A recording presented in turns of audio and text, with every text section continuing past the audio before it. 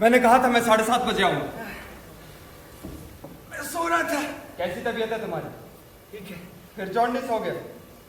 फिर मतलब बचपन में होता था और अब हुआ है और लगभग ठीक भी हो गया। मैंने तुम्हें मना किया था। और मैंने वो स्कूटर नहीं बेचा, बस सौदा तय कर रहा था। पर वो घटिया स्कूटर कोई खरीदना ही नहीं चाहता। स्कूटर बेचने के बारे में तुमने सोचा ही क्यों? क्यों? सोचने से पीलिया हो जाता है। तुम्हें हो सकता है। पता है, जब मैं छोटा था मुझे पीलिया हो गया था 2 बार। हाँ 2 बार। खूब झाड़ फूक कराई गई। मेरे पिताजी इसको लेकर गांव-गांव भटके थे। गांव सिर्फ 2 गांव भटके नहीं थे, गए थे। तब एक बाबा ने ताबीज बनाया और कहा कि 21 दिन में इसका पीलिया उतर जाएगा। और इसके पसंद कोई भी चीज जो इसे सबसे ज्यादा पसंद हो उसे पीले रंग की होनी चाहिए। अगर नहीं है तो उसे पीला करा दो। तो हम इसे गोद में लेकर पूरे घर में भटके और पूछा कि बताओ तुम्हारी सबसे पसंदीदा चीज कौन सी है? मेरी बत्ती भ्रष्ट हो गई थी। मैंने अपनी उंगली सीधा उस स्कूटर पर रख दी और मेरे स्कूटर को पीला कराया गया। और पीलिया के डर के चक्कर में आज तक उसे साथ लेकर घूम रहा हूँ। मुझे पीलिया का डर नहीं है, इनका वहम है। हर लेटर में पूछते हो स्कूटर ठीक है ना, सर्विसिंग कराई, 3 महीने हो गए भी तक मैं किस रंग का है? मेरा लेटर मिला तुम्हें? हाँ, कुछ दिन पहले मिला था। पढ़ा? स्कूटर सर्विसिंग पर दे दिया है। स्कूटर की सर्विसिंग के लिए लेटर नहीं लिखा था। मैं कल आ रहा हूं तुमसे मिलने। पता है, आपने लेटर के ऊपर ही लिखा है 7:30 AM आ रहा हूं। इसलिए क्योंकि मुझे पता है कि तुम मेरा लेटर कभी खोलकर पढ़ते नहीं। पैसों की जरूरत है? नहीं। काम कैसा चल रहा है? काम नहीं कर रहा हूँ, 2 महीने से छुट्टी ले रखी है। जो हो गया उसे भूल जाओ। कोशिश कर रहा हूँ पर आजकल ये फांस बहुत दर्द करती है। किससे बदला ले रहे हो? मुझसे कि अपने आप से? मैं कहानी लिख रहा हूँ। जिस कहानी का तुम्हें अंत नहीं पता उसे क्यों लिखना चाहते हो? मेरे पास बहुत सारे सवाल हैं। क्या पूछना चाहते हो? इंदिरा गांधी के मरने की खबर दादाजी को क्यों नहीं दी गई? तुम इसका जवाब जानते हो?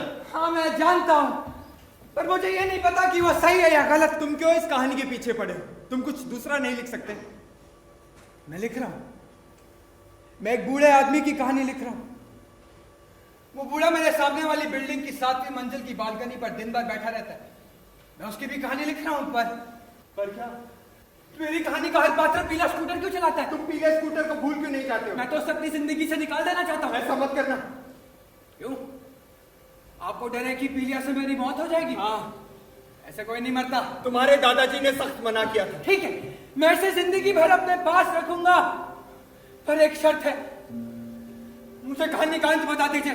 तुम डरे हुए हो, तुम अंत जानना ही नहीं चाहते। मैं अंत जानना चाहता हूँ। देखो, कई चीजें जिंदगी में गणित के सवाल की तरह होती है, जिन्हें अगर आपको हल करना हो तो आपको मानक से शुरुआत करनी पड़ती है।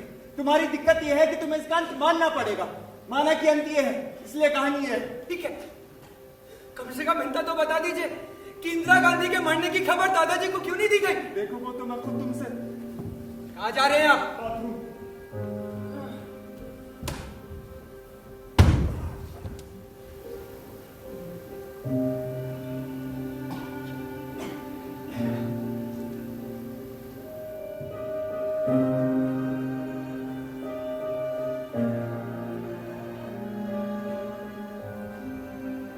रात होने के ठीक पहले मेरी आंख खुल गई तो देखा पिछली रात से पूरे दिन तक मैं सोता रहा। इस बीच मेरी आंख खुली थी सुबह 7:30 बजे, फिर सो गया। अब सर भारी हो रहा था, सब कुछ बड़ा अजीब सा लग रहा था। खुद को कोसने लगा, क्या कर रहा हूं, क्या हो रहा है मेरे साथ। वैसे भी पिछले 2 महीने से मैं कुछ कर नहीं रहा था, पर एक पूरा दिन, वो भी पिछली रात के साथ सोते हुए बिता देना। मैं सोच रहा था वो सभी एक दिन में कितना आगे बढ़ गए होंगे जो परसों तक मेरे साथ थे। उठकर पानी पिया, कुछ समझ में नहीं आया तो चाय चढ़ाने रख दी।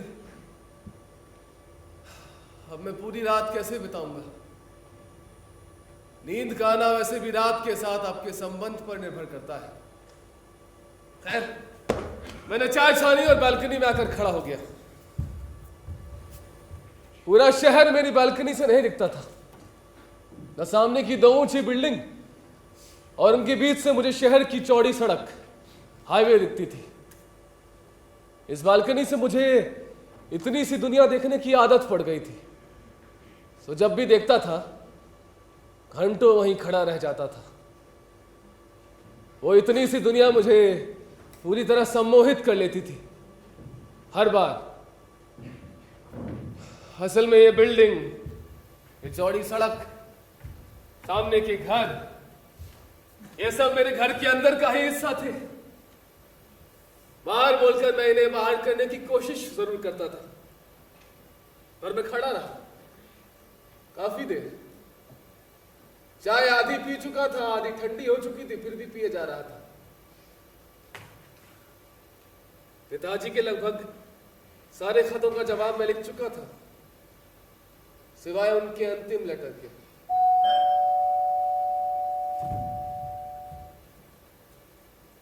अभी बेल सुनाई दी, डोर बेल। मैं मुड़ा नहीं, वो फिर सुनाई दी। मुझे हंसी आने लगी। वो फिर आ गए। ये वही है। असल में मेरे घर में डोरबेल थी ही नहीं। दरवाजा खोलो। नहीं। क्या हुआ? आज भी कुछ ठान लिया है? दरवाजा खोलो। मैं सोचा था कि तुम्हारे पास कोई बहाना नहीं। दरवाजा खोलो। जिद मत करो।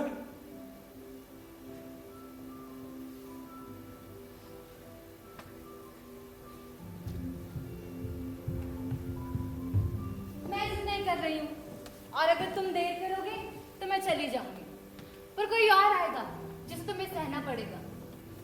बोलो, जाऊं या तुम्हें बचाऊं? पता नहीं क्या हुआ, पर मैंने दरवाजा खोल दिया। अगर आपको पता हो कि दरवाजे की दूसरी तरफ कौन है, तो दरवाजा खोलना आसान हो जाता है। तो आसान काम मैंने कर दिया। वो अंदर आ चुकी है। कपड़े उतारो। नहीं अधिकतर तो तुम कपड़े उतरवाते ही हो, इसलिए पूछ लिया। नहीं, आज नहीं। क्यों? सोमवार को तुम्हारा उपवास होता है क्या? लोग झूठ बोलते हैं कि समय अपनी रफ्तार से चलता है ना। असल में समय बहुत बुरी तरह थमता है और बहुत तेज चलता है। समय के अपने खाली घेरे होते हैं और इन घेरों का अपना अलग समय और अपनी अलग रफ्तार होती है। तो तुम अपने समय से नाराज हो। तुम और कितनी देर यहाँ रुकोगी? तुम बताओ। क्यों, तुम कुछ तय करके नहीं आई हो? आई थी। फिर तुम्हारे ऊपर है। क्या? तुम्हें पता है। देखो, तुम मुझे डराती हो। बचाती भी तो हूँ। मैं बचना नहीं चाहता। वो तो मैं पहले ही कह रही थी कि बच्चों मत। तुम जाना चाहती हो? मैं तो आना भी नहीं चाहती थी। देखो, मैंने तुम्हें आज नहीं बुलाया। क्या? जरा फिर से कहना। मुझे कुछ देर के लिए अकेला छोड़ोगी? तुम अकेले ही हो। कितना अच्छा लगता है ना तुम्हें ये बोलना। अच्छा, ये सब छोड़ो, इसका जवाब दो। एक नदी में छोटी सी नाव पे एक भैंस खड़ी है। वो नाव डूबने वाली है। मतलब अगर उस नाव में एक कंकड़ भी डाल दोगे ना तो वो डूब जाएगी। तभी भैंस गोबर कर देती है। बताओ, नाव डूबेगी कि नहीं? मेरे ख्याल से नाव। तुम कुछ देर के लिए चुप रहोगी? फंस गए ना? मैं फंस चुका हूँ। मुझे लिखना है। तुम्हें किसी की जरूरत है? तुम्हारी नहीं, इतना जानता हूँ। जब जरूरत हो तो बुलाना मत, मैं खुद आ जाऊंगी। इससे तुम्हें इतनी तो संतुष्टि मिलेगी कि तुमने नहीं बुलाया है। देर तक सोते रहने से क्यों जैसे कई सवाल उठे। इन सारे सवालों का मेरे पास एक ही जवाब है। सो जाता हूं। तुम सो नहीं सकते। क्यों? तुम्हें कहानी लिखनी है। तुम कौन हो? देखो, तुम ये नहीं जानना चाहते जो तुम पूछ रहे हो। तो मैं क्या जानना चाहता हूँ? तुम्हारे पास बहुत सारे सवाल हैं। हाँ, मेरे पास बहुत सारे सवाल हैं। मैं पूछना चाहता हूँ कि तुम रोज कहाँ जाते हो? तुम रोज मुझे क्यों देखते हो? तब मेरा चाय पीने का वक्त होता है और मैं तुम्हें रोज अपनी बालकनी से जाता हुआ देखता हूँ। मैं भी तुम्हें कई दिनों से मुझे देखते हुए देख रहा हूँ। तुम हाईवे पर रुककर मुझे क्यों देखते हो? तुम बालकनी में खड़े होकर मुझे क्यों देखते हो? तुम्हें अपने बाप से प्रॉब्लम है ना? क्यों? क्योंकि वो तुम्हारी माँ के साथ सोता था। सभी अपने अपने तरीके से रात के साथ सोते हैं। हर आदमी का रात के अंधेरे के साथ अपना संबंध होता है। अगर ये संबंध अच्छा है तो आपको नींद आ जाती है, और अगर ये संबंध खराब है तो आपके जीवन के छोटे छोटे अंधेरे रात के अंधेरे में घुस आते हैं और आपको सोने नहीं देते। तुम मुझसे कुछ पूछना चाहते हो ना? हाँ, मेरे पास बहुत सारे सवाल हैं। मैं पूछना चाहता हूं कि तुम पीला स्कूटर क्यों चलाते हो? मैं भीड़ में खो जाने से डरता हूं। मैं हमेशा भीड़ का हिस्सा बनने से डरता हूं। इसीलिए मैंने बहुत सारे चुटकुले जोक्स याद कर लिए। हमेशा लगातार सबके सामने सुनाता रहता हूं। लाल, पीली, नीली, हरी शर्ट पहनता हूं। जब भी घबराता हूं बाथरूम चला जाता हूं। 2 अलग अलग किस्म के अखबार रोज घर से याद करके निकलता हूं। ज्यादा चीजें पता नहीं होती है, पर किसी भी विषय पर लगभग 1 घंटे बोल सकता हूं। और हाँ, मैं पीला स्कूटर चलाता हूं। चुप क्यों हो गए? बोलो। क्यों दूसरों की कहानी में अपना सुख ढूंढ रहे हो? मैं सुनना चाहता हूं। किसके बारे में? तुम्हें पता है? कहानी शुरू करें। हाँ। अरे मैं तो भूले क्या, मुझे पिताजी को स्टेशन लेने जाना था। खुश रहो अगर रह सको तो। मैं नहीं वाला था आपको स्टेशन पर लेने। उसकी कोई जरूरत नहीं। कैसा लग रहा हूं? अच्छा, तुम्हारा मुंह क्यों लटका हुआ है? बहुत गैस बन रही है। कहाँ जा रहे हैं आप? बाथरूम। क्यों, तुम्हें प्रॉब्लम है? ये क्या हाल बना रखा है बाथरूम का? तुम्हें अपने बाप से प्रॉब्लम है ना? चुप रहो। क्योंकि वो तुम्हारी माँ को छोड़कर चले गए थे, फिर भी बार बार उनसे मिलने आते थे। क्यों? शायद उनके साथ सोने, तुम्हें पैसे देकर चॉकलेट लाने भेजते थे।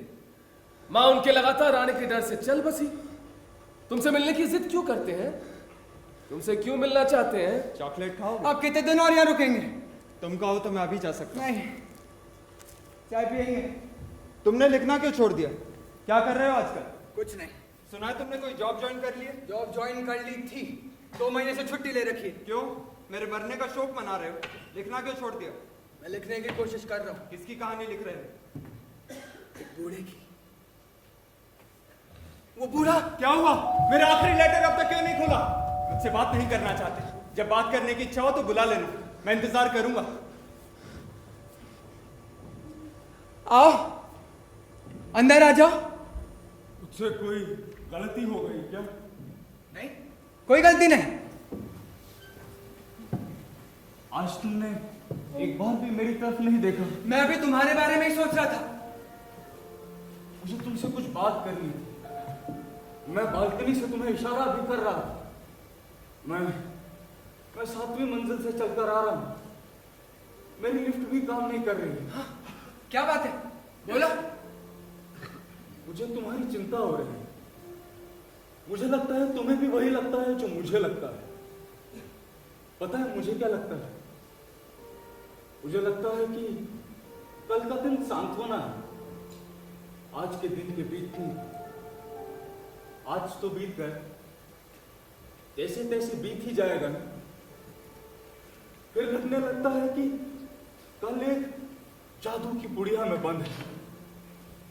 पुड़िया खुलेगी, सूरज उगेगा और सब कुछ वही होगा जो मैं बालकनी में बैठे बैठे सोचा करता था। पता है, आजकल मैं एक बूढ़ी चील को देखता हूं। वो बहुत बूढ़ी हो चुकी है। वो बस एक पेड़ के ठूंठ पर बैठी रहती है। बहुत से जवान कौवे उसे चोंच मारकर भागते हैं। उस चील की एक समस्या है, या शायद जवान कौवों का डर। पर उसने अब ऊपर आसमान में उड़ना छोड़ दिया है। उसके पर झड़ते हैं। मैं आजकल उसके झड़े हुए परों को इकट्ठा करता हूं रोज। पर वो ऊपर उड़ेगी ना। मैं उसे एक बार आसमान में ऐसे गोल गोल ऊपर उड़ते हुए देखना चाहता हूं। बोलो, वो ऊपर उड़ेगी ना? नहीं।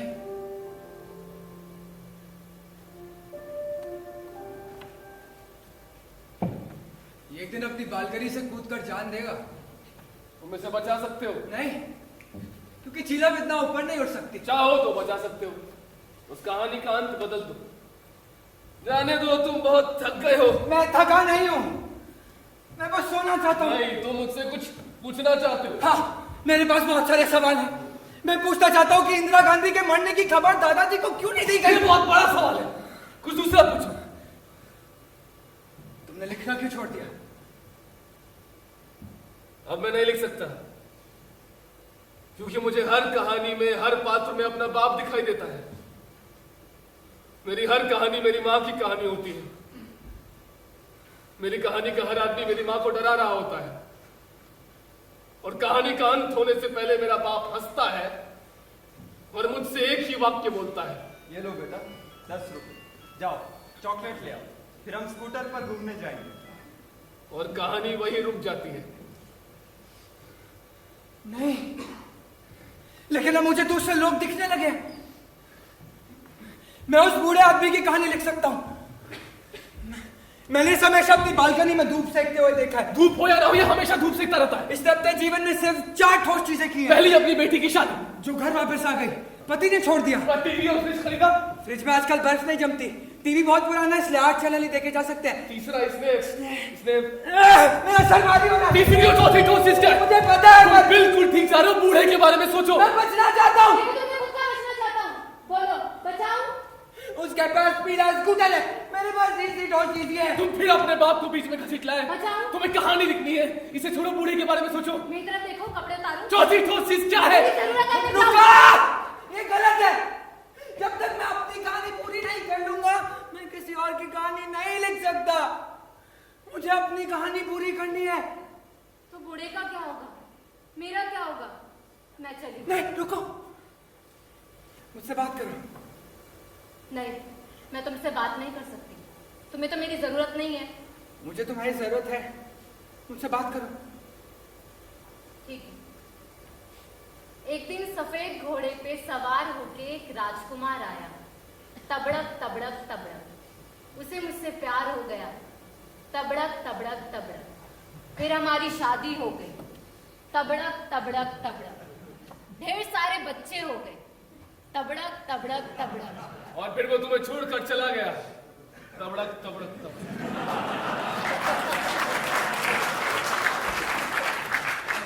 हमें तुम्हारी कहानी नहीं सुननी है। ठीक है, उसी के बारे में बात करूंगी जो तुम सुनना चाहते हो।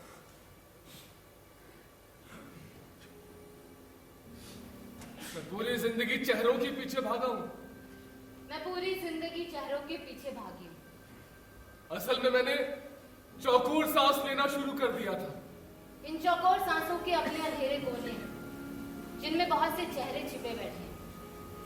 ये एक तरह का चौकोर कुआं जैसा है, जिसमें मैं आवाज लगाती हूँ तो मुझे अपनी नहीं, किसी दूसरे की गूंजती हुई आवाज सुनाई देती है।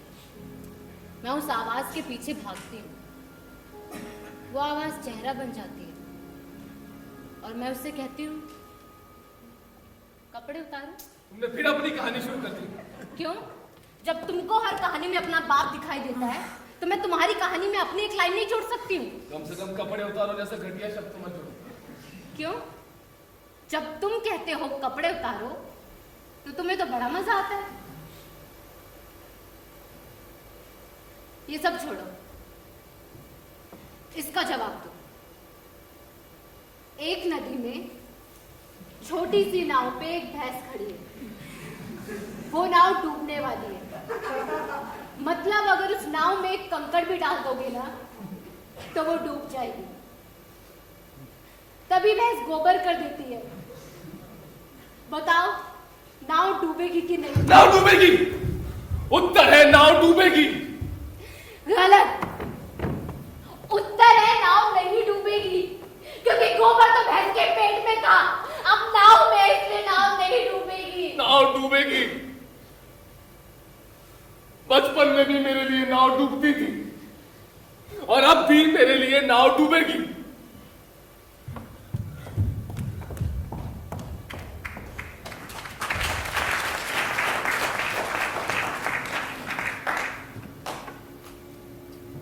बहुत पहले मेरी उंगली में एक फांस गड़ गई थी। वो बहुत भीतर तक घुस गई थी। बहुत दर्द हो रहा था, खून भी निकला। जब मैंने उस फांस को बाहर खींचा तो वो टूट गई। आधी फांस भीतर ही रह गई। उस वक्त मैं दर्द सहन नहीं कर पा रहा था। डर के मारे मैं डॉक्टर के पास भी नहीं गया। करीब 1 हफ्ते तक वो दर्द रहा, फिर कम होने लगा। अब उस दर्द का कम होना मैं बर्दाश्त नहीं कर पा रहा था। मुझे उसके साथ रहने की आदत पड़ गई थी। मुझे अजीब लगने लगा। तो 2 हफ्ते बाद जब वो दर्द लगभग खत्म होने लगा तो उस भीतर घुसी हुई फांस को मैंने और भीतर कर दिया। फिर दर्द हुआ, फिर खून निकला। वो फांस अभी तक मेरी उंगली में जमी हुई है। आप इसे देख सकते हैं? हाँ, मैं इसे देख सकता हूं। ये अभी तक तुम्हारे पास है। हाँ। क्या चाहते हो? पता नहीं, तुम्हें पता है दर्द कम हो रहा है। तुम्हें दूसरी फांस की जरूरत है। अभी नहीं। कैसे आप पापा? बहुत बड़ा हो गया है तू। पापा, मैं आपके जैसा बनना चाहता हूँ। बेटा मेरे जैसा बनने के लिए बहुत कसरत वर्जिश करनी पड़ेगी। मैं जब मिलिट्री में था तो बॉक्सिंग करता था। एक दिन रिंग में मैंने अपने सीनियर का कान काट दिया। वो रोता हुआ गया। बाद में उसने मेरा कोर्ट मार्शल कर दिया, पर मैं रोया नहीं। उस वक्त भी मैं मुस्कुराता रहा। तेरा बाप कभी नहीं रोया। आप कभी नहीं रोए पापा? मेरे पापा कभी नहीं रोए। पापा, आप रैम्बो को भी बॉक्सिंग में हरा सकते हैं। बेटा बॉडी से कुछ नहीं होता, जिगर होना चाहिए, जिगर। अब आप रोते हैं? बहुत दिन से तेरे साथ बॉक्सिंग नहीं लड़ी है। चलो मार मार। जब आपके छोटे भाई की मौत की खबर आपको मिली थी तो आपने अपने आप को बाथरूम में क्यों बंद कर लिया था? चुप रहो। आप बाथरूम में क्या कर रहे थे? तुम अपनी सेहत का थोड़ा ध्यान रखो, बहुत जल्दी थक जाते हैं।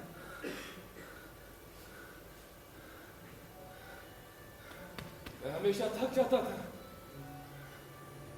मैं बहुत जल्दी थक जाता था। चल एक ताश की बाजी हो जाए। बहुत छोटे में मुझे चश्मा लग गया था। मेरे पापा ने 5 बार मेरी आंखों का चेकअप करवाया। उन्हें विश्वास ही नहीं हुआ कि उनके बेटे को भी कभी चश्मा लग सकता है। अपनी आंखों का चेकअप करवा करवा कर मैं थक गया था। मैं हमेशा थक जाता था। मैं बहुत जल्दी थक जाता था। फिर हार गया, अब रोना मत। चल एक और बाजी खेलते हैं। एक बार बचपन में मेरे दोस्त से मेरी लड़ाई हो गई। हम दोनों ने एक दूसरे को चाटा भी नहीं मारा, बस मुंह से डिशुम डिशुम की आवाज निकालते रहे। वो बच्चों जैसी लड़ाई होती है ना, जिसमें चाटे घुसे नहीं पड़ते, बस कपड़े गंदे हो जाते हैं। मेरी पैंट घुटनों पर से फट गई। घर पर पापा ने देख लिया, पूछने लगे किसने मारा। मैंने कहा लड़ाई हुई, पर मारा किसी ने किसी को भी नहीं। वो उसी वक्त मेरे दोस्त के घर पर गए और उसके पापा को सड़क पर खड़े होकर गालियां दी। और जब मेरा दोस्त माफी मांगने आया तो उसने एक चाटा भी मार दिया। बहुत समय तक मेरे दोस्त मुझे चिढ़ाते रहे, अरे इसे छूना मत, वरना बदला लेने इसका बाप घर तक आ जाता है। ये सुनते सुनते मैं थक गया था।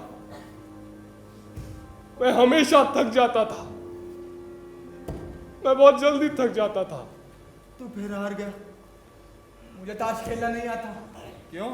क्योंकि आपने मेरे साथ कभी ताश खेला ही नहीं। क्योंकि तुझे चश्मा लग गया था ना, इसलिए। आपने मेरे दोस्त को चाटा क्यों मारा था? इंदिरा गांधी के मरने की खबर दादाजी को क्यों नहीं दी गई? इसमें तुम्हारी कोई गलती नहीं है। कहाँ जा रहे हैं आप? बाथरूम। अजीब सा बुखार आजकल मैं महसूस करता हूं।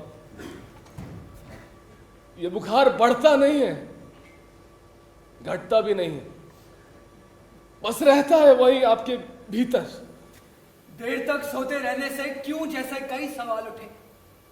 इन सारे सवालों का मेरे पास कोई जवाब नहीं है, क्योंकि मेरी कहानियां अधूरी रह जाती हैं, पूरी नहीं हो पाती।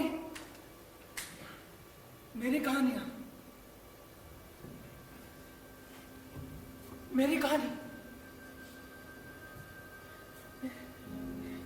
मेरे दादाजी काले थे, मेरे पिता गोरे, और मैं बहुत गोरा।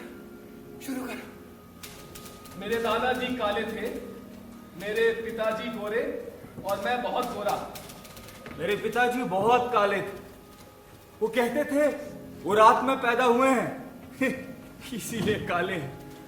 उन्हें पूरा यकीन था यदि वो दिन में पैदा हुए होते तो गोरे होते, मेरी तरह। मेरी माँ काली थी, मेरे पिताजी बहुत काले थे और मैं बहुत गोरा।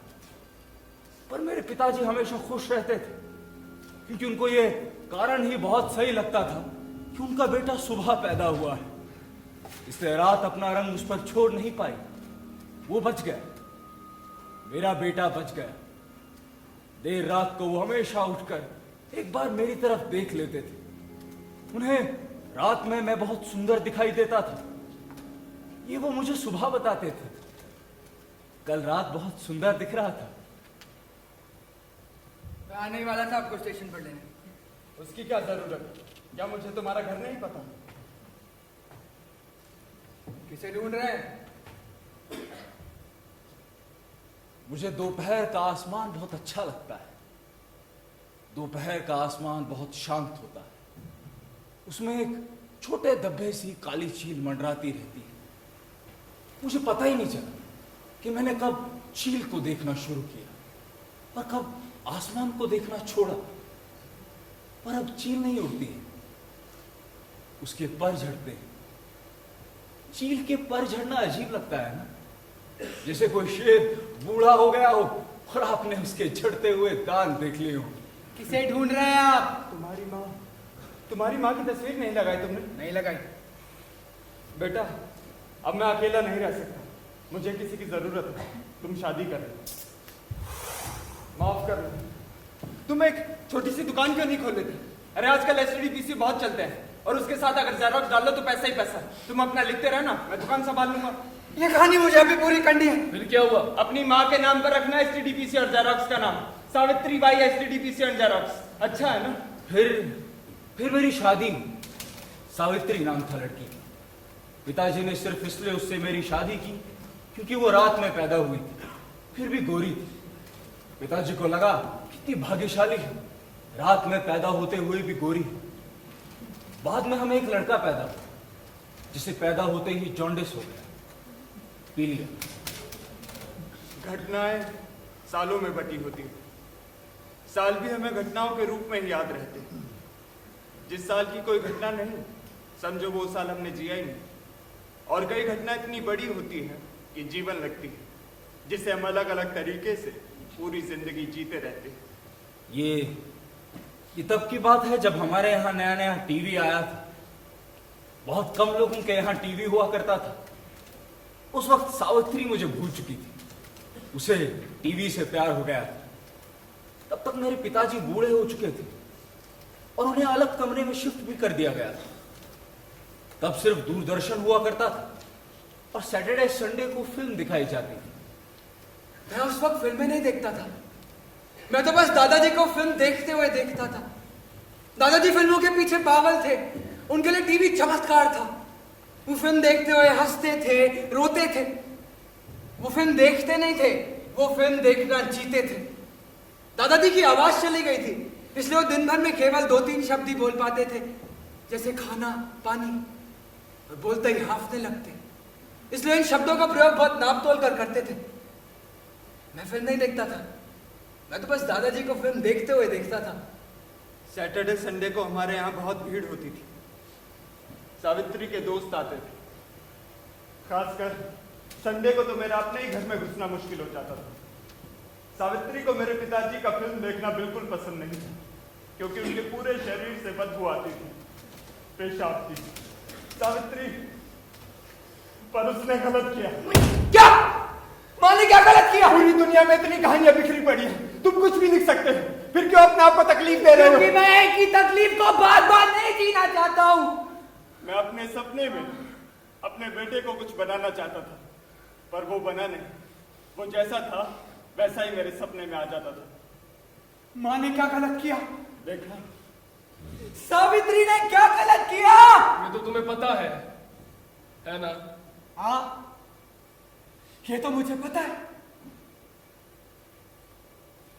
तुम पीला स्कूटर क्यों चलाते हो? पता नहीं, मैं शायद एसटीडीपीसी खोलना चाहता था, नहीं खोल पाया, इसीलिए पीला स्कूटर चलाता हूं। बताओ, सावित्री ने क्या गलत किया? सावित्री ने दादाजी का संडे को टीवी वाले कमरे में आना बंद करवा दिया।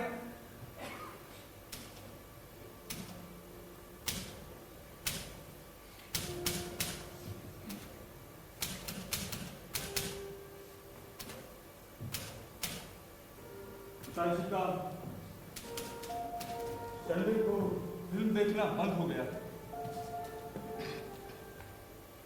बंद करवा दिया गया। सावित्री के दोस्त आते थे ना,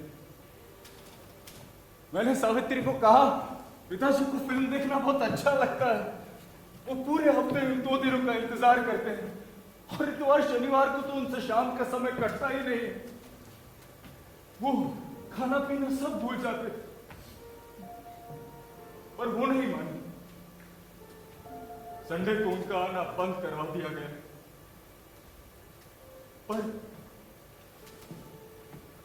पर टीवी की आवाज उनके कमरे तक आती थी। हाँ, टीवी की आवाज उनके कमरे तक आती थी। हाँ, अब मैं हर संडे को दादाजी के कमरे के इर्द गिर्द मंडराता रहता, अंदर जाने की हिम्मत नहीं होती थी। अगर दादाजी ने मुझसे कह दिया कि मुझे टीवी वाले कमरे में ले चलो तो मैं क्या करूंगा? माँ ने सख्त मना किया था। वैसे मुझे माँ का भी इतना डर नहीं था, पर असल में दादाजी दिन भर में कुछ ही शब्द बोल पाते थे और मैं उनके पूरे एक वाक्य को जाया होते हुए नहीं देख सकता था। एक संडे मुझसे नहीं रहा गया।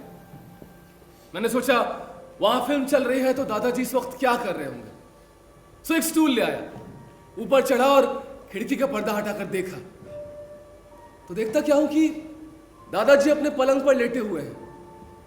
उनकी आंखें उनके माथे की तरफ चढ़ी हुई हैं और वो टीवी वाले कमरे की तरफ देखने की कोशिश कर रहे हैं और चेहरे पर वैसे ही भाव बदल रहे हैं जैसे वो फिल्म देखते हुए बदलते थे। वो हंस रहे थे, वो रो रहे थे, वो चुप थे।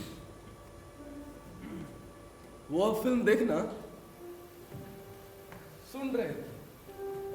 बचपन में मेरे पिताजी मुझसे कहते थे सो जाओ, पर हम सोते नहीं थे। फिर कहते थे एक सपना देखो, जैसे ही सपना खत्म हो जाए मुझे तुरंत सुना देना। मेरे अच्छे सपने की तलाश वहीं से शुरू हो जाती थी। जैसे ही एक सपना मिलता एक आवाज आती, उठो बेटा घूमने चलते हैं। सुबह हो गई और सुबह हो जाती थी। रोज सुबह घूमते समय मैं पिताजी को अपने टूटे फूटे सपने सुनाया करता, और आजकल रात पूरी रात चलती है।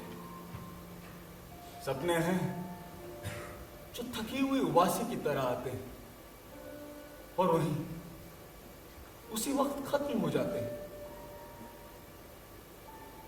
मेरे पिताजी को भी नींद नहीं आती थी। अब सोचता हूं वो पूरे दिन एक कमरे में अकेले क्या करते होंगे।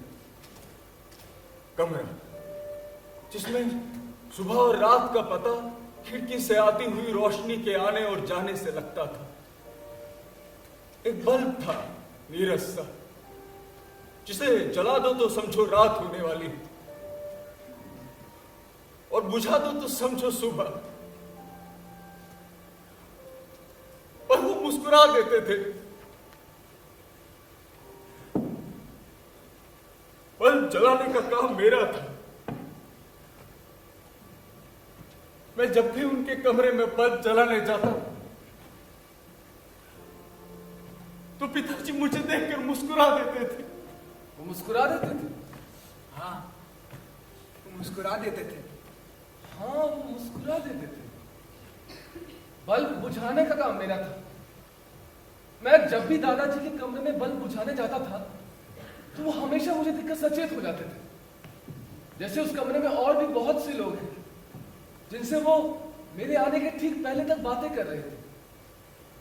मैं पूरे कमरे में देखता कि वो कौन लोग हैं जिन्हें दादाजी छुपाना चाहते हैं। एक अजीब सी मुस्कुराहट उनके चेहरे पर छा जाती थी, जैसे वो रंगे हाथों पकड़े गए। मैं डर के मारे बल्ब बुझाकर भाग जाता था। तुम कहाँ जल्दी है?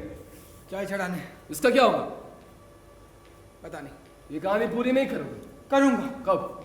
अभी चाय ब्रेक। रुको! अरे क्या मैं एक चाय भी नहीं पी सकता? चाय पीते वक्त क्या सोचोगे? ये मैं तुम्हें अभी कैसे बता सकता हूँ? तुम यही तय करते हुए जाओगे चाय पीते वक्त क्या सोचोगे? तय कर लिया। क्या? तुम्हें क्यों बताओ?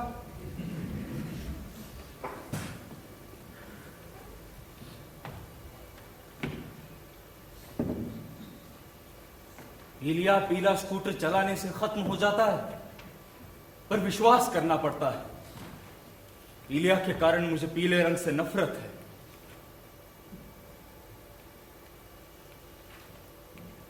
कोई आदमी पीला स्कूटर कैसे चला सकता है?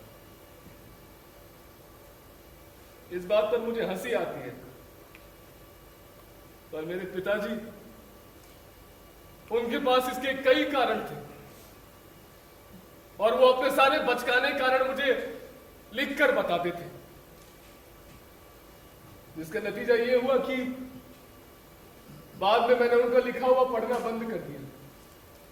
छोटे सवालों के छोटे जवाब हो सकते हैं, पर कुछ सवाल इतने बड़े होते हैं कि उनके जवाब नहीं होते, वो आपके साथ रहने लगते हैं।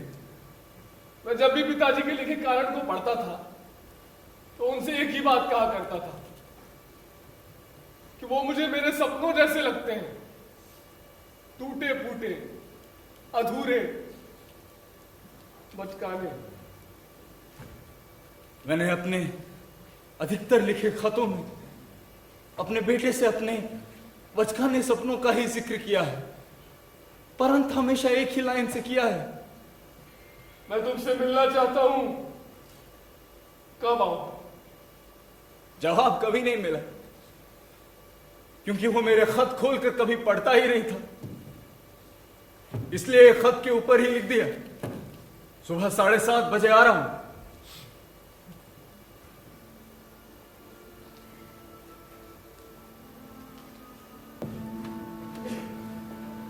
अंदर आओ या नहीं आओ? अंदर आ चुकी हूं। तुम बहुत थक गए हो, इतना मत सोचो। तुम्हारे सामने बेचारा बनने में कितना सुख मिलता है। बेचारी मैं। तुम मुझे कभी माफ नहीं करोगी ना? तुम चाहते हो कि मैं तुम्हें कभी माफ? हाँ, मैं चाहता हूं। मैं चाहता हूं तुम यहां कभी ना हो। क्यों? मुझ में एक फांस ढूंढ रहे हो? नहीं। तुम जब भी मुझसे प्यार करते हो, मुझे लगता है तुम मुझसे बदला ले रहे हो। किस बात का? वो चीजें जो तुम्हारे पास नहीं है उनका, या वो चीजें जो सिर्फ तुम्हारे पास है। जो बातें मैं तुमसे कहता हूं, तुम्हारे जाने के बाद उनसे कहीं ज्यादा उन बातों की कतरने मेरे घर में बिखरी रहती हैं, जो मैं तुमसे नहीं कह पाता हूं। क्या कहना चाहते हो? पता नहीं, कहानी पूरी करनी है। तो क्या कहती है तुम्हारी कहानी? आज पूरी हो जाएगी? आज पूरी करनी है। वो पिताजी के सभी लेटर्स खोलकर पढ़ चुका हूं, सिवाय उनके अंतिम लेटर के। अगर ये खुल गया तो कहानी यहीं रुक जाएगी। आइए आइए पिताजी, यहाँ बैठ जाइए। कैसे हो बेटा? यहाँ सब ठीक है ना? मुझे कई दिनों से बुरे सपने आ रहे थे, लगा तुम्हारा एक्सीडेंट हो गया, तुम फिर से बीमार पड़ गए, तुम्हें जॉन्डिस हो गया। नहीं, ऐसी कोई बात नहीं। मेरी तबीयत ठीक नहीं है, फिर भी मैं आ गया। सोचा कुछ दिन तुम्हारे साथ रह लूंगा तो सब ठीक हो जाएगा। वैसे मैंने अपने सारे लेटर्स के पे तुमसे पूछा है कि तुम्हें मिलने आऊं, पर तुमने जवाब नहीं दिया। मैं यहाँ ज्यादा दिन नहीं रुकूंगा, मुझे पता है कि तुम्हें मेरा यहाँ आना पसंद नहीं। नहीं, ऐसी बात नहीं होती। बोलो ना। पानी पियेंगे? जो पूछना चाह रहे हो पूछ लो। आप बल्ब जलाने जाते थे ना, तो आपने दादाजी को इंदिरा गांधी के मरने की खबर क्यों नहीं दी? इसमें तुम्हारी गलती नहीं है। उन्होंने कह दिया इसमें तुम्हारा कोई कसूर नहीं है, तुम चुप रहो। मुझे अपनी गलती की परवाह नहीं, पर आप देखो ये मत पूछना। आप माँ को छोड़कर क्यों चले गए? बाद में बार बार माँ से मिलने क्यों आते हैं? तुम चुप रहो। पता है, जब मैं और मेरे पिताजी रोज घूमने जाया करते थे ना, तो मैं उन्हें अपने सपने के बारे में बताया करता था हर रोज। उस वक्त मेरे पिताजी के रंग की एक काली चीज हमारे सिर के ऊपर मंडराया करती थी। पिताजी कहते थे, जब मैं ना रहूं तो तुम अपने सपने इस चील को सुना देना और मान लेना मैं सुन रहा हूं। मैंने मान लिया, आज तक मैं यही मानता आ रहा हूं। तुम्हें भी अंत मानना पड़ेगा। देखो तुम मान सकते हो, मान लो अंत और कहानी खत्म करो। आजकल सपने नहीं आते। रात पूरी रात चलती है। सोते रहना बड़ी कला है, जो एक उम्र के बाद कम होती जाती है। सुबह घूमने भी नहीं जाता, क्योंकि चील बूढ़ी हो चुकी है। वो ऊपर आसमान में नहीं उड़ती, उसके पर झड़ते हैं। वो मेरे घर के सामने एक पेड़ के ठूंठ पर बैठी रहती है। मैं रोज सुबह घर से निकलकर उस पेड़ के नीचे जाके थोड़ी देर बैठ जाता हूँ। मेरे पास कोई सपना नहीं होता, लेकिन चील सपना सुन रही होती है। वो मान लेती है कि मैं सपना सुना रहा हूँ, और मैं मान लेता हूँ कि वो सपना सुन रही है। पर आपने मेरी बात का जवाब नहीं दिया। वो जवाब दे चुके हैं। इसमें तुम्हारी कोई गलती नहीं है। ये तो मैं अपने आप को कब से समझा रहा हूं, पर उस डर का क्या करूं? इसे बुखार की तरह मैं अपने भीतर पाल रहा हूं, जो बढ़ता नहीं है, घटता भी नहीं है, बस रहता है वही आपके भीतर।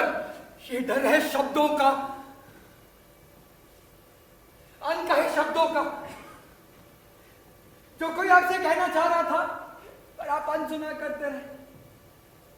हर सुबह जब मैं दादाजी के कमरे में जाता था, तो वो कुछ शब्द मुझसे कहते थे, शब्द जिन्हें मैं समझता तो था, पर सुनना नहीं चाहता था।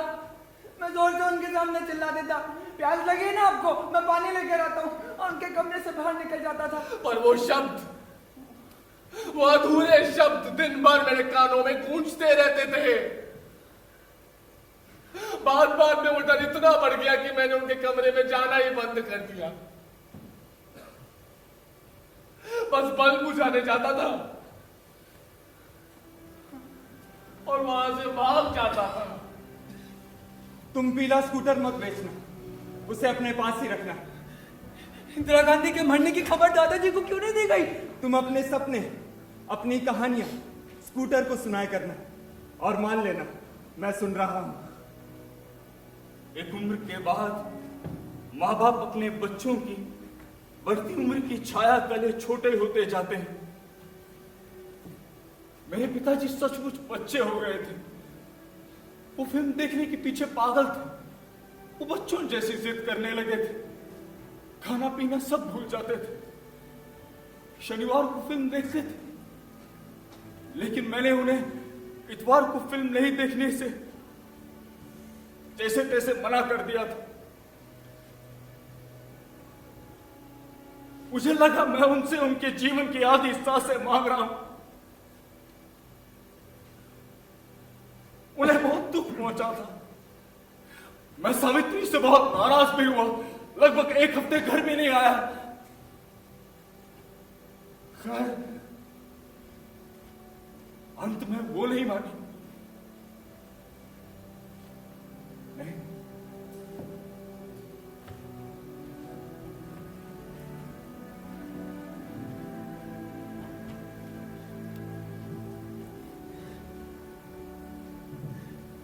पापा, मुझे माफ कर देना। नहीं, इसमें तुम्हारी कोई गलती नहीं है। बेटा मुझे अंदर। कहाँ जाना है? बात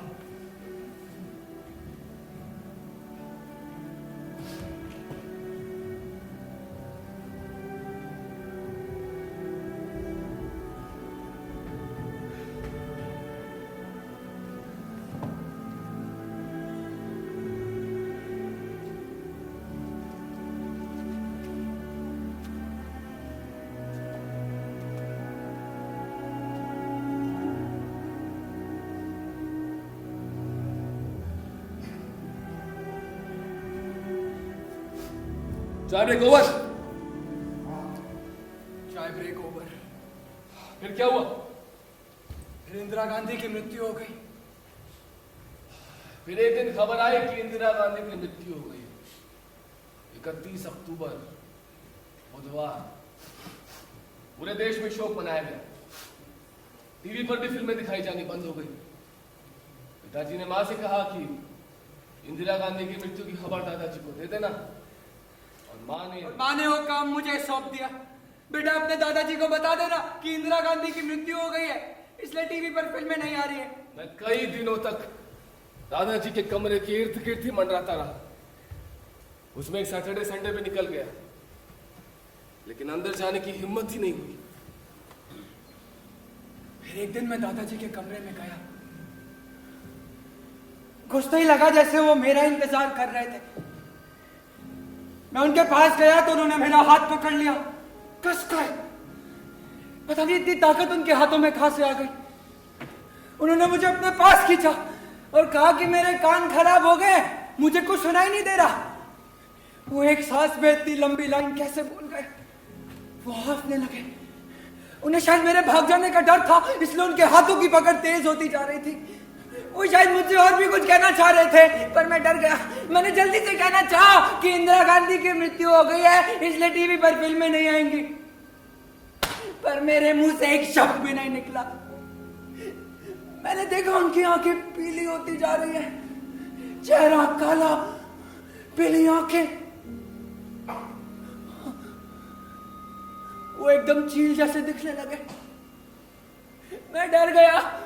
मैंने जल्दी से अपना हाथ छुड़ाया, उनके कमरे से बाहर निकल गया। इतवार को मुझे अभी भी याद है, जब मैं उनके कमरे में बल्ब जलाने गया तो देखा उनकी आंखें उनके माथे तक चढ़ी हुई। वो टीवी वाले कमरे की तरफ देखने की कोशिश कर रहे हैं। मुझे अजीब लगा क्योंकि वो पहली बार मुझे देखकर मुस्कुराए भी नहीं। पास पहुंचा तो देखा उनका पूरा शरीर अकड़ा हुआ था।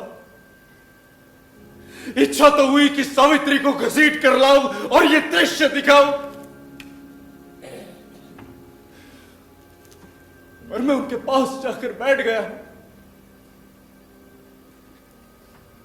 उनसे माफी मांगी, उनकी पलकों पर हाथ फेरा और उनकी आंखें बंद हो गई। कहां जा रहे हैं आप? बाथरूम। लगातार पिताजी का बाथरूम आना मैं देखता रहा।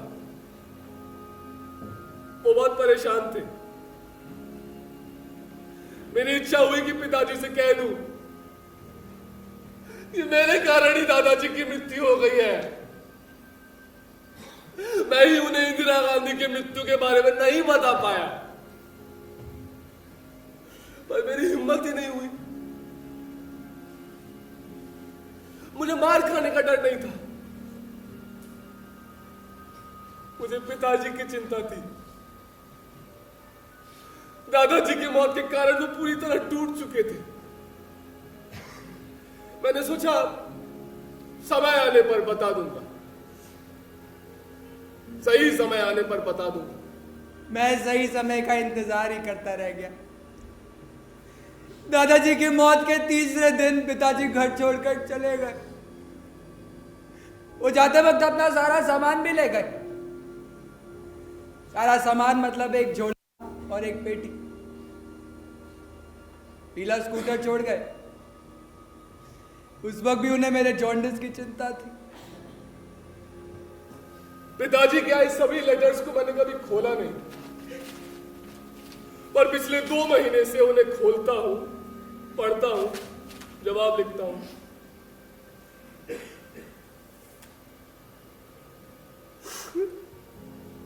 उनका अंतिम लेटर 2 महीने पहले आया था।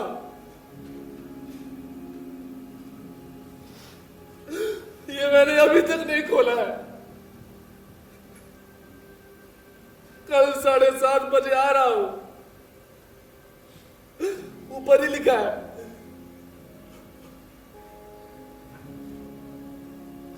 उस लेटर के बाद न वो आए न उनका कोई लेटर।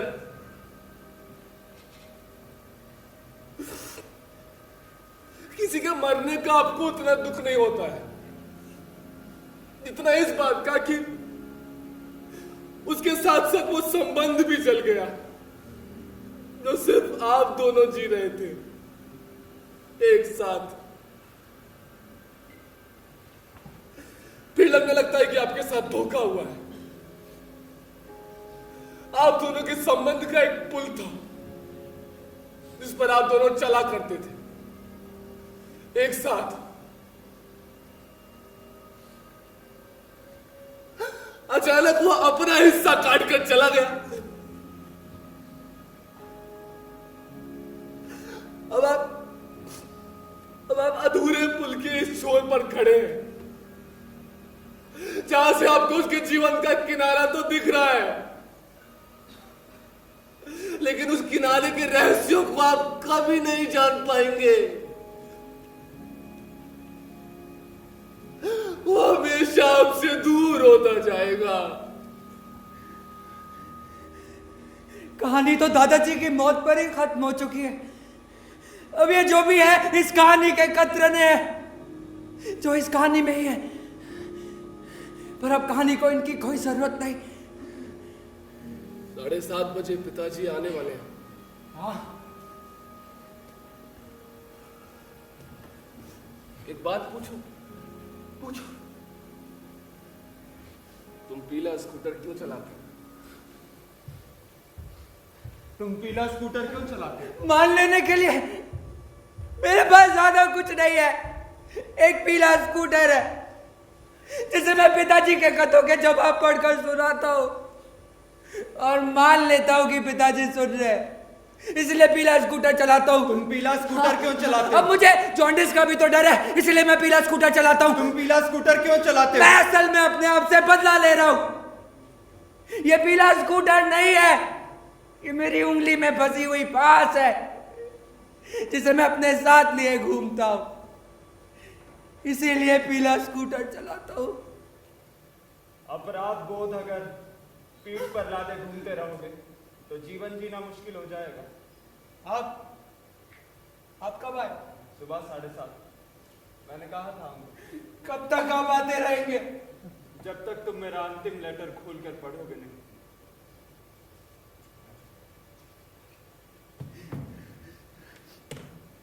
मेरे पास बहुत सारे सवाल थे जिनका जवाब सिर्फ आप जानते थे। इन सवालों के साथ आपसे मिलने से भी मैं डरता था, इसलिए कभी पूछ नहीं पाया। पर कोई है जो इन सवालों के जवाब जानता है। ये विश्वास ही अपने आप में इतना बड़ा था कि मैं इनके साथ आराम से जी रहा था। पर आपकी मौत के साथ ये विश्वास भी मर गया और ये कल्पना ही अपने आप में इतनी डरावनी लगने लगी कि अब पूरी जिंदगी मुझे इन प्रश्नों के साथ अकेले जीना पड़ेगा।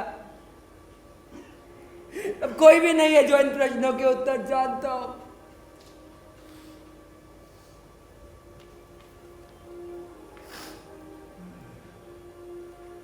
पर अब मैंने मान लिया है, मैंने मान लिया है कि आपने मेरे सारे प्रश्नों के उत्तर अपने इस अंतिम खत में लिख दिए। इस खत को मैं पूरी जिंदगी अपने पास रखूंगा पर खोलूंगा नहीं। मैंने मान लिया है। मैंने कहा था अंत तुम्हें मानना पड़ेगा। अच्छा है तुमने मान लिया। अब मैं नहीं आऊंगा, मैं जाता हूं। पापा, मेरी एक इच्छा है।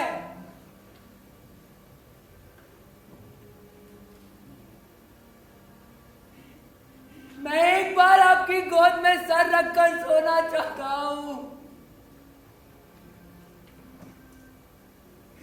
सो सकता हूं और जब तक मैं सोना चाहूं आप कुछ बोलते रहना, वही जो मैं सुनना चाहता हूं। सो जा। सभी ये अपने अपने तरीके से रात के साथ सोते हैं। हर आदमी का रात रात के के अंधेरे के साथ अपना संबंध होता है। ये संबंध अगर अच्छा है तो आपको नींद आ जाती है, और अगर संबंध खराब है तो आपके जीवन के छोटे छोटे अंधेरे रात के अंधेरे में घुस आते हैं, जो आपको सोने नहीं देते और आप दूसरों को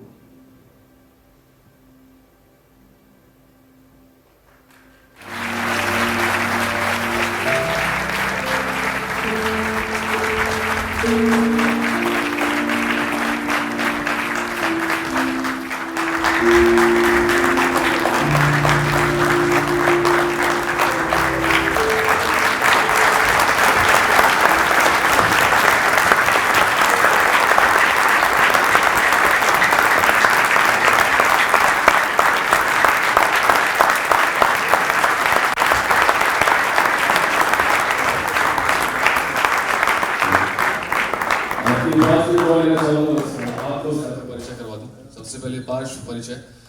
म्यूजिक कर रहे थे नवीन पांडे, लाइट्स किया है हिमांशु पी जोशी ने, और उनका साथ दिया है कमल ने। बैकस्टेज भारतेंदु, अभिषेक, लोकेश, सुधांशु। स्टेज पर थे संजीव यादव, नितिन कौल, दिव्यांशु कुमार, लवली राज, प्रखर मिश्रा, ऋतु शर्मा, हर्ष मलिक,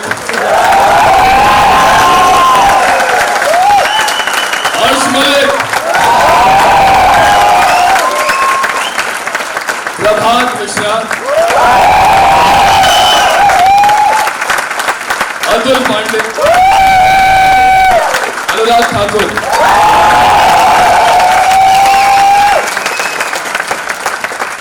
इस नाटक को डिजाइन और इसके डायरेक्शन किया है भारती शर्मा मैम ने।